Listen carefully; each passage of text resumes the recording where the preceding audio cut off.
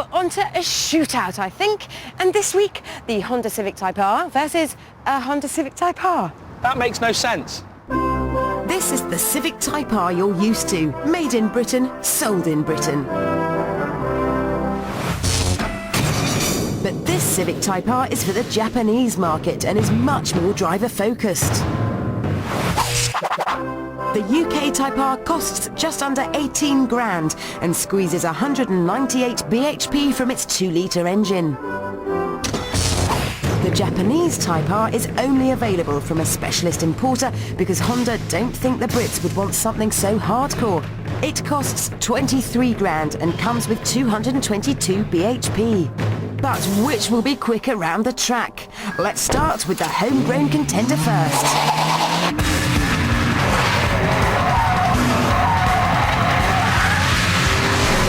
62 miles an hour arrives in 6.6 seconds and it'll romp on to 146 miles an hour. The gearbox is wonderfully tight and crisp, nice big brakes and very accurate steering.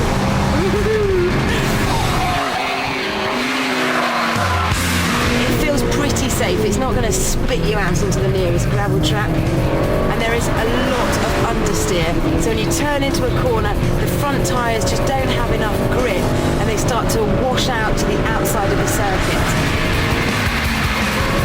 VTEC engine gives its all the way up to 8,000 RPM. You really do have to work the revs to stay on top of this car, but it rewards you really nicely.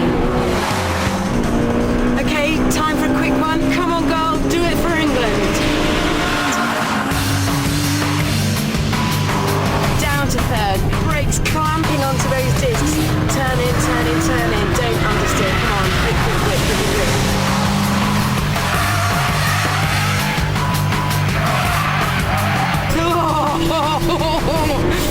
Down the back straight now.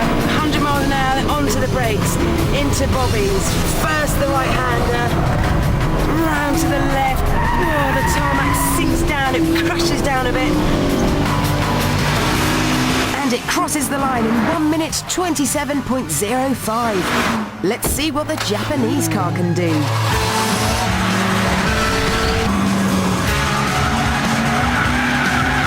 So is this the car that we should have in England?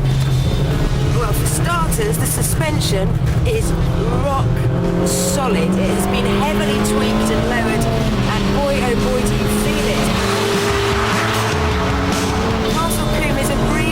Bumpy circuit, but I'm getting the wind knocked out of me at every single bump.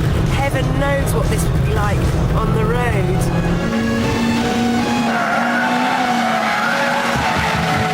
Chassis-wise, on the log stop. Chassis-wise, it is superb.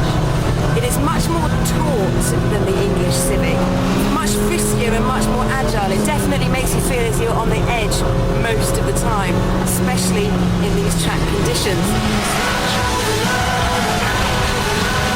The steering is hydraulic rather than the other car's electronic system, and it's much the better for it. You can actually feel what the front tyres are doing all the time, which is perfect when you are reaching serious speeds as you do in this car. It is very rapid.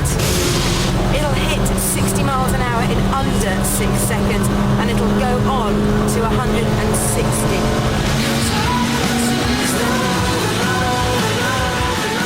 Start the clock. It's a fast haul up the hill to Quarry and the Japanese car opens up a half-second lead. So it's definitely got more traction than the other Civic. Good. Into the S's, onto the brakes, third gear, heel and toe down, turn in, nice and crisp, left. Oh! 104, 105 miles an hour before I start braking for tower.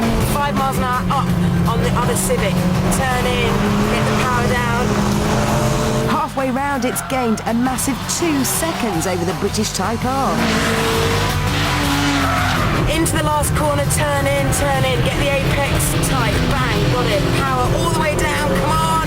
And it crosses the line at 1 minute 24.06, 3 seconds faster than the domestic car. I'm impressed, Vix. That was actually 3 wheels and sliding, both on the same lap. Yep, we had a downpour or 2 of rain and some of the corners got very greasy, which helped that. But that Japanese car was so hardcore. At a test track in Japan, it came to within a second of the time of a Honda NSX. That is hardcore. Yeah. I suppose it just goes to show how much we could soup up our home market Civic as well. Exactly. And it also goes to show that, you know, same name, Civic, but 2 totally different cars. Funny you should say that. Why? You know the new Mini? Yes. Well, earlier this year we got like new engine, suspension, bit of a different body. Yeah. Well, they've also introduced 2 new engines in the coupe.